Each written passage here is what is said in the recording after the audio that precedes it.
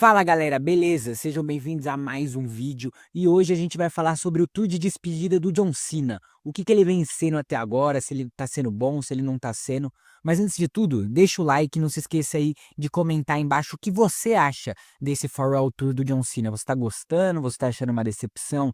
Assim como eu, já vou adiantando a minha opinião e vamos pro vídeo. Vamos recapitular tudo isso, como tudo isso começou. Isso começa lá no Royal Rumble. Na verdade, começa no Raw, né? O premiere do Raw na Netflix, o primeiro episódio, onde John Cena anuncia de vez, 2025 vai ser meu último ano e tudo mais. Então, a partir desse momento que a gente começa lá no Monday Night Raw, depois ele anuncia que vai participar da Royal Rumble Match, né? Que a gente teve no Royal Rumble, que se eu não me engano foi em Indianápolis. E aí, como a gente bem lembra, o John Cena é o segundo colocado, ele acaba perdendo apenas para o Jey Uso, né, que bastante gente torcia, até mesmo eu, por exemplo, acreditava que o Cena, ele ia ser o cara a ganhar, ele ganharia esse Royal Rumble, e quando ele acaba perdendo pro Jey Uso é praticamente uma decepção, acho que não só pra mim, né, mas pra muita gente ele ter perdido pro Jey Uso não foi exatamente o que todo mundo queria, então acho que a gente já começa isso, mas acho que até entendo, o Jey Uso não deveria ser um ganhador, mas a gente consegue trabalhar com isso, dá pra viver com isso, até porque teria Elimination Chamber e tudo mais. Então, foi um começo que a gente não queria, mas pelo menos viria coisas piores pela frente, né? Depois disso, a gente vai ter só o John Cena lá no Elimination Chamber, já que ele tinha escolhido o Gunter, o Jey Uso, a gente teria ele no Elimination Chamber pra ver quem enfrentaria o Cody Rhodes na WrestleMania. E aí a gente tem um Elimination Chamber, cara, que a luta foi muito boa, do Elimination Chamber. O John Cena vence contra o CM Punk ali, né, com o Curb Stomp, e que depois a história é feita. Ele faz a sua heel turn juntamente com o The Rock, depois que tava naquela história de vender a alma do Cody Rhodes, de ser o campeão do The Rock, né, que era como o Cody Rhodes dizia e tudo mais. E aí ele vende a alma pro The Rock em vez do Cody Rhodes e faz uma das maiores heel turns que a gente poderia ver, né? No momento aquilo era gigante, a WWE tava tendo um culhão que a gente nunca imaginou, né? Transformar o John Cena em heel na última temporada, né, no último ano dele dentro da WWE era um negócio inédito que acho que o Triple H teve muita coragem de fazer, né? Porque em geral, o John Cena era o ídolo das criancinhas, então a gente imaginava que ele faria uma luta ali com o Cody Rhodes no nível que foi ali ele com o The Rock, mais ou menos meio com uma passagem de bastão assim. E ele vende algo pro The Rock e pro Travis Scott. E aí depois a gente tem um Raw pós-Elimination Chamber, que começa, né, aquele tour pela Europa, um Raw incrível, com uma promo do John Cena categórica, mostrando todos os motivos dele ter feito essa heel turn, e ele fala da criancinha que tava ali, de como os fãs eram tóxicos. Ali eu tava bem animado com essa heel turn do Cena. Eu gostei muito de que eles não fizeram o que muita gente pedia pra gente trazer mais um Doctor of Thuganomics, pra trazer uma nova gimmick pra ele. Ele ser ele, mas do jeito que ele tava sendo, aquele cara desanimado, aquele cara que entrava com a música normal, mas também entrava naquele ritmo chato. Depois eles colocaram pra ele aquela Titan Troll toda preta só com o nome dele, então acho que foi bem marcante pro John Cena a WWE conseguir trabalhar tudo isso. Isso pra mim foi muito legal, porque tava incrível, porque a gente não poderia transformar o maior face da história da empresa em um heel a motivo de nada. E quando ele faz aquela promo em Bruxelas, na Bélgica, em que ele lista enormes motivos do que ele foi tratado mal, do porquê ele foi tantas vezes, ele engoliu calado tudo aquilo que ele sofria da crowd, aí ali eu fiquei bem esperançoso. E aí depois a gente tem algumas promos dele contra o Cody, nada demais, e aí a luta na WrestleMania que ela é uma decepção por si só, mas não só pela luta em si, que foi horrível, foi uma das piores lutas que eu já vi assim do John Cena. O John Cena ele não faz boas exibições de lutas há algum tempo, né? Tirando alguns exemplos recentes aí que eu vou dizer mais pra frente. Mas essa luta em si é uma das piores que eu já vi do John Cena. Bots, alguns golpes, claramente, eles falando toda. Isso é normal, né? Ele falar todas as vezes, tipo, hit me, bate em mim, e a gente ouvir isso. Isso é categórico do John Cena, é a assinatura dele. Mas eu acho que Normalmente essa luta aí ela deveria ser muito mais bem trabalhada em booking e a maior decepção é a não aparição do The Rock. É quando a gente se toca de que futuramente a gente só veria no WWE Unreal de que essa heel turn com o The Rock envolvido só era uma maneira da WWE conseguir lotar estádio, de conseguir vender ingresso, de que eles trouxeram o The Rock justamente com a função de conseguir dar um sold out lá na arena no Canadá e uma putz de uma decepção, e até falar outra palavra aqui, mas a maneira como ele trabalha com o Travis Scott aparecendo, e além da luta ser horrível, e nada tem o menor sentido do que acontece lá, uma decepção total. Ele, acho que o resultado é o certo, ele é 17 vezes campeão mundial, mas nada fez sentido, ele igualou o recorde do Ric Flair, mas pra ser sincero, era melhor que tivesse continuado do jeito que tava, se fosse pra fazer isso. E aí começa de vez, né? John Cena Undisputed Champion, ele trata de toda maneira diferente. Antes era que ele vendeu alma pro The Rock, agora não. Agora eu vou acabar com o wrestling. Eu vou levar esse título pra casa. O que também não fazia muito sentido, porque pensa comigo, se o The Rock, o The Final Boss, é um diretor da TKO, um dos donos da WWE, por que que ele deixaria um cara levar o título embora? O bem mais valioso da empresa embora. Não faz o menor sentido. E a WWE era o jeito deles conseguirem fugir daquilo. Fazendo isso, fugir daquele fracasso que tinha sido, daquela decepção que tinha sido. E aí acho que é que começa a parte que a gente fica animado. Vamos ver quem vão ser os últimos adversários. A gente não pode ter o Batista, que tá aposentado, né? Tá em Hollywood. A gente não pode ter o Edge, que tinha acabado de ir pra AEW. A gente também não podia ter Chris Jericho. Quer dizer, não sabemos, né? Porque o Chris Jericho aí tem uns boatos que ele pode voltar. A gente não poderia ter AJ Styles, na verdade poderia, mas parece que a WWE não quis. Então, grandes rivalidades que teria tudo aquilo pro John Cena, a gente não ia conseguir ver. Mas a principal delas, que era um CM Punk e tudo mais, tem o Randy Orton, que eles decidem. Aí eu já acho que é uma cartada errada da WWE. Eles apostam primeiro no Orton, logo de cara. E eu não gosto disso, cara. Eu sinceramente acho que era pro Orton ser o último desafiante do Cena, a última luta do Cena. Os dois ali pra 2008, 2009, 2010 eram sinônimos de herói e vilão. Então, terem colocado o John Cena como se fosse é, uma um heel contra o Randy Orton face, nessa maneira que ele estava trabalhando, não estava legal. Acho que estava faltando bastante coisa para a WWE dar um gás para esse Retirement Tour do John Cena. Mas mesmo assim eles fizeram.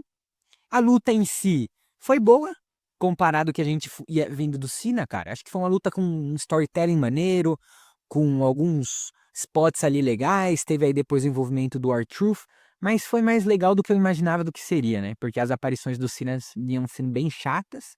Então eu falei, ok, né? Se é o que a gente tem, tudo bem. E aí eles fazem toda aquela história com o R-Truth, que ele ataca ele depois do show. E, cara, eu fiquei empolgado pra isso do R-Truth, porque até então toda essa Retirement Tour, toda essa heel turn, ela vinha sendo uma decepção. A partir do momento que eles tinham colocado o R-Truth, ele poderia trazer para aquilo de uma boa storyline, de ele ser o ídolo ele ser o fã do Cena, né, que tinha o Cena como ídolo, podia fazer com que o público comprasse mais isso, né, como que a crowd comprasse. Porque uma das coisas mais chatas que tava tendo é que na WrestleMania o público de Las Vegas tava vaiando o Cody Rhodes, sendo que o rio da história, quem tinha traído tudo, era o Cena.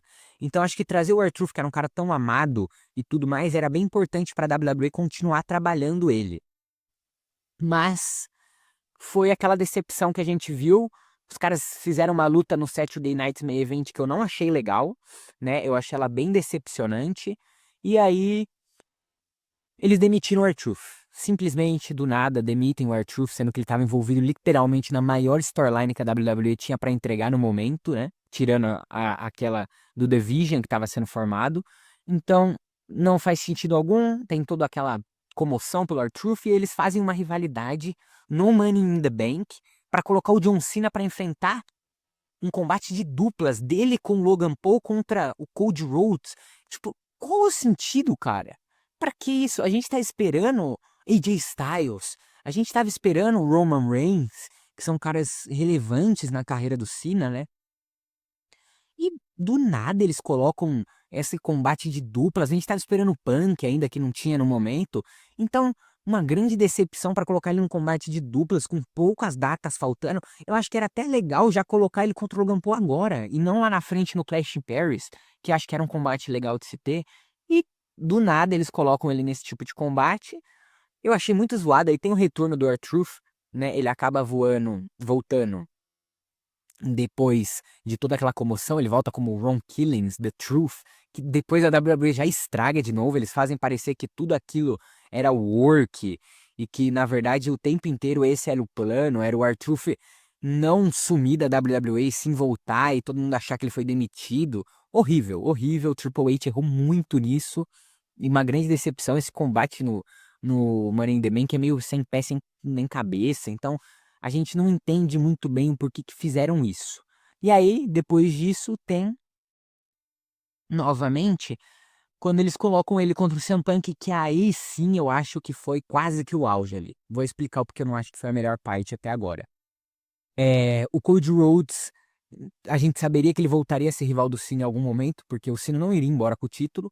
Então o Cena enfrenta o CM Punk ali na última reta pelo Night of Champions. Ali. Eles têm segmentos muito maneiros. Eu gosto muito dos segmentos deles. Quando o CM Punk aparece como Doctor of Thuganomics, acho que é bem legal toda essa aparição, World Life e tudo mais, ressuscitando um personagem antigo do Cena.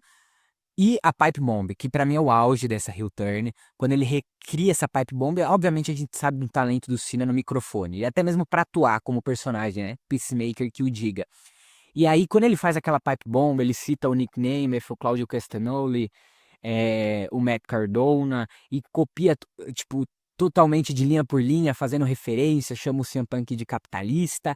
Cara, aquilo ali eu falei, beleza, realmente, eu acho que agora vai, acho que agora vai engrenar toda essa heel turn, porque finalmente, né, a gente pela primeira vez tinha visto o Cena ele conseguir trazer aquele carinho pro público de heel, de ir recriando momentos históricos da carreira dele. O que é o que faltava. Eles vão trazer isso agora, mas isso falta algum tempo de fazer referências, de colocar o Cena para fazer algum tipo de coisa, como o casting que ele toma do Edge, como essa pipe bomb que eles finalmente colocaram, toda a rivalidade dele com o Batista, o começo dele com o JBL, coisas que o The Fiend lá na WrestleMania 36 trabalham muito bem naquele combate deles, naquela Firefly Funhouse Match. Então, foi assim, parecia que estava começando a andar. E aí eles fazem um combate pra mim que foi meio que decepcionante, cara. Eu acho que foi bem decepcionante esse combate dos dois lá no Night of Champions, né? Que eles se enfrentam, não gosto muito do combate, mas ok. Eles preferem já levar o caminho do Punk pra enfrentar o Seth Rollins, o Division ataca ele. Não, acho que tava muito legal a maneira como eles estavam fazendo toda essa storyline. E acabar ela assim, com aquela luta que eu achei monótona e tudo mais, eu acho que não foi a melhor maneira que a WWE tinha pra trabalhar isso, sabe? Mas mesmo assim eu entendi. Iríamos ver o próximo passo, SummerSlam chegando, o último SummerSlam da carreira do Cena. O Cena vem de boas exibições no SummerSlam, tá? Se a gente for lembrar.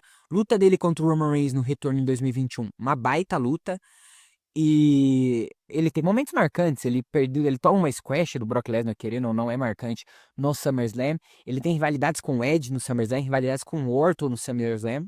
Então, vamos ver o que eles têm para o último SummerSlam. Como a gente já esperava, Cody Rhodes, novamente, numa storyline que também parecia maneira. Parecia que viria uma heel turn do Cody Rhodes e mexeria ali com o Cena. O Cody Rhodes aceita ser sujo para recuperar o título, né? Ele aceita, ele entende que, it is what it is. Eu tenho que fazer isso, então eu vou fazer isso. Ele ataca o Cena, eles assinam o contrato, eles fazem aquela luta para transformar em uma Street Fight Match e eles entregam um combate fantástico. 5 estrelas, acho que é o primeiro, né, combate 5 estrelas da carreira do John Cena. A melhor performance da carreira do Cena, ó, se não se bobear, a melhor da carreira dele. Só que pra mim o que estragou em tudo isso foi a face turn que ele faz antes desse SummerSlam no SmackDown, o que não tem o menor sentido. E de vez essa face turn se confirma nessa luta, onde ele volta com a Team Song animada, ele volta correndo, todo feliz. Do nada, o Cena era heel, eles estavam trabalhando no Cena heel, e do nada eles fazem uma face turn Ah, Cody Rhodes falou que eu tinha que voltar cedo bem, e aí eu repensei e voltei. Eu tinha medo de vocês me esquecerem. Cara, você é o John Cena. Como que você vai ter medo da gente esquecer o John Cena, the greatest of all time, 17 vezes campeão mundial? Sem sentido nenhum. Novamente, booking do Triple H, no mínimo, é um script no mínimo tosco. Eu sei que eles tiveram que desviar a rota depois daquilo, desviar a rota de um problema que eles causaram com o The Rock. Mas qual que é o sentido deles fazerem um negócio desse? Não era mais fácil ele ser face o tempo inteiro, então? Se era pra ser essa decepção? Se você queria vender ingresso, tá bom, mas dava pra você vender ingresso de outras maneiras, dava pra você encaixar o The Rock de outras maneiras. Ali, só o The Rock e o Cody. E mesmo assim, acho que o problema aqui não é nem do The Rock, porque o The Rock avisou a WWE, ó, não tenho agenda, não consigo lutar, não consigo aparecer. Não foi igual na WrestleMania 39, que ele deixou o Roman Reigns de mão. Na 40 ele aparece e acabam trocando pelo Code. Não, ele avisou aqui, ó, não irei aparecer. E mesmo assim a WWE faz. Então já é um desvio de uma rota que eles mesmos causaram. E aí, é aquela tragédia. Fez turn do nada, mas beleza. Combate incrível, então deixou da nota C0, deu uma catapultada ali, um combate 5 estrelas. É um storytelling muito bom no combate. Quando o John Cena parecia que era a última luta, tá? Eu falei, pô, se isso aqui é a última luta do Cena, muito legal, cara. Quando ele levanta o braço do Cody Rhodes, que acaba não fazendo um heel turn, é uma surpresa é uma passagem de tocha, assim como o The Rock passou, é uma passagem de tocha, assim como o The Rock tinha passado a tocha pra ele lá nas WrestleManias, vinha agora o John Cena passando a tocha pro Cody Rhodes. Incrível, a crowd começa a aplaudir ele por um tempão, 70 mil pessoas aplaudindo. Eu falei, pô, se isso aqui foi a última luta do Cena, legal, ele era perfeito até, pô, ele voltou a ser face na última luta dele pra ele despedir do jeito John Cena de ser. Mas não, toca a música e Brock Lesnar retorna. Um retorno chocante, grande. A WWE consegue vender muito ingresso agora que você tem o Brock Lesnar. E eu gosto até, é um rival histórico do Cena. Então tá bom. Ok. Voltou a ser face, vai enfrentar o Brock Lesnar, um dos seus maiores rivais, o cara que deu um squash nele, depois de uma luta histórica. Vamos de novo recapitular tudo. Aí ele entra numa rivalidade com o Logan Paul. Que eu falei, boa rivalidade? Boa rivalidade. Bons segmentos? Bons segmentos. O Cena funciona muito bem como fez. Boa luta? Boa luta. Se você for pegar até no geral da coisa, isso aqui foi uma das melhores, tá? Se não a melhor até agora. O Cena funciona muito bem como face, o público compra essa ideia dele, mas é, o Logan Paul, nessa reta final, primeiro que também eles fingiram demência, né? O Brock Lesnar atacou ele, depois eu apareço. Mas gostei até, cara. Segmentos bons e tudo mais. A luta muito boa, fazendo referências. Ele dá um End of Days da rivalidade dele com o Baron Corbin. Ele dá um golpe do Christopher Daniels, que era um dos mentores dele. Ele dá um Styles Clash, fazendo referência com o AJ Styles. Então, maneiro, cara. Maneiro. John Cena aí fazendo referências, lutando e tudo mais. Acho que tá legal, hein? Acho que dá pra gente tirar coisa boa dessa reta final. Boa luta com o Logan Paul. O Logan Paul, obviamente, um ótimo wrestler dentro do ringue. A questão é que eu acho que ele não tinha o carisma de um rival do John Cena. Não o carisma, o Logan Paul é um cara carismático, mas não tinha a história, né? Como rival do Cena. E aí a gente vai depois para uma luta dele fantástica. Último SmackDown, Chicago, John Cena e Sami Zayn num desafio aberto. Relembrando aquilo que 10 anos atrás o John Cena fazia do USA Open Challenge. John Cena enfrenta Sami Zayn, uma luta fantástica. O John Cena fazendo referência, uma luta, 50 minutos de segmento com a luta. Mas fantástico, John Cena fazia referência, Sami Zayn que ele mesmo introduziu ao main roster, deu Papa Powerbomb, deu Spear, deu Angle Lock. Fantástico, muito legal. E aí, eles decidem acabar no contest com quem aparecendo? O Brock Lesnar. Tá bom, foi melhor do que se aparecesse o Solo Sikoa pra bater no Sami Zayn. Mas, inclusive, eu tava pensando aqui agora, o Rusev seria um bom rival, tá? Eu preferia colocar o Rusev, que tem uma história com o Cena, do que eles colocarem o Paul, por exemplo. Mas com poucas datas faltando. E aí, beleza. Bons segmentos, ok. E aí eles anunciam agora, né, oficialmente, a primeira luta. John Cena vai enfrentar o Brock Lesnar no Crown Jewel. No Crown Jewel não, perdão. No WrestlePalooza, que é um dos PLEs que eles estão querendo mais vender por ser a estreia da WWE na ESPN, né, no contrato de mais de $1 bilhão. E também pra bater de frente com o All Out ali da IW, vai surrar o All Out, né? Provavelmente o All Out até teve que trocar de data, mas ainda assim. Só que aí agora eu venho trazer pra vocês, eu vou até trazer a minha colinha aqui, que eu tava separando aqui. A gente tem agora, depois desse último SmackDown do John Cena, tá? Já trabalhando com esse último SmackDown. As últimas datas dele, a gente tem. Ele vai aparecer em um Raw em Massachusetts, dia 15 de setembro, né? Depois ele vai aparecer dia 20 de setembro no WrestlePalooza para fazer a luta contra o Brock Lesnar. Esse Raw provavelmente ele vai fazer algum desenvolvimento dessa storyline. Depois, ele saindo do WrestlePalooza, ele já aparece dia 11 de outubro no Crown Jewel em Perth, na Austrália. Ou seja, como que eles vão trabalhar isso? O John Cena vai literalmente sumir por um mês, não vai aparecer em nenhum show semanal e já vai lutar em outro evento. Novamente parece que é para conseguir vender ingresso lá na Austrália.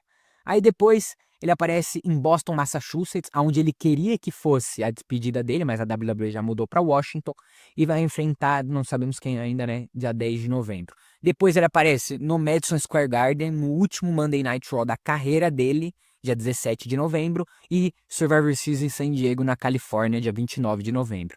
A gente ainda não sabe quem vai ser o rival dele aqui. Tem alguns boatos de Chris Jericho, tem alguns boatos que a rivalidade com o Brock Lesnar possa até se estender para cá.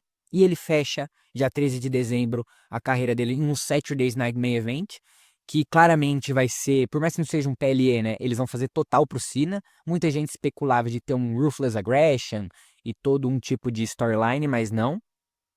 Vão colocar aqui eles. Então, cara, quem que vai ser essa última luta? Quem que tem hoje pra fazer a última luta do John Cena na WWE? Chris Jericho, se voltar, é melhor do que alguns outros nomes. Randy Orton, de novo, deveria ter sido a última, mas também não seria ruim. Então, cara, olha como eles distribuíram mal as datas, o booking nojento com essa heel turn horrível que foi. Lutas decepcionantes pela performance em ringue do Cena, mas isso vai muito além do problema dele, isso é problema do Triple H que não conseguiu trabalhar, cara. Então, acho que pode cravar aqui que essa heel turn do John Cena foi um fracasso, por mais que ela tenha sido toda trabalhada para teve que seguir desvios durante o caminho, mas realmente esperamos que pelo menos o John Cena se despeça de uma forma digna aí nesse Saturday Night Main Event. Deixa a sua opinião aí embaixo, o que que você achou dessa heel turn do Cena. Deixa o like, se inscreve no canal e fui.